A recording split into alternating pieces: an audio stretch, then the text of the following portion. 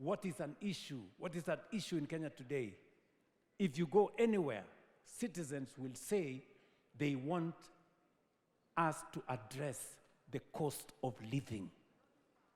Gharama ya maisha. Na gharama ya maisha itashughulikiwa tukipunguza gharama ya chakula. Kwa kushughulika na mambo ya kilimo, ndio chakula ipatikane kwa wingi. Gharama ya maisha itashughulikiwa tukipunguza gharama ya masomo. Ndio kila Mkenya aweze kusomesha watoto wake bila ya kuingia kwenye gharama. Gharama ya maisha itashuka pale tukiondoa ama tukipunguza gharama ya matibabu. Ndio sababu lazima tuwe na bima ya afya ambayo itashughulikia Wakenya wote.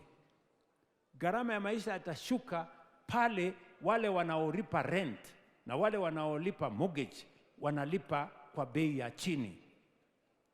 Ndio sababu housing inamwezesha yule ambaye analipa 2,000 ama 3,000 alipe 3,000 na nyumba ikue yake, asiwe ni mtu ya kulipa rent milele. That is how we are going to sort out the cost of living. And that is what the people of Kenya want.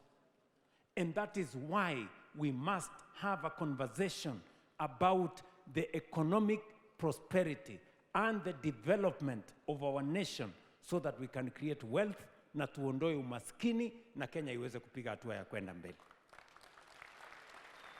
Nyinyi mko tayari jameni? Mko tayari? Tushughulike pamoja. Tushughulike pamoja.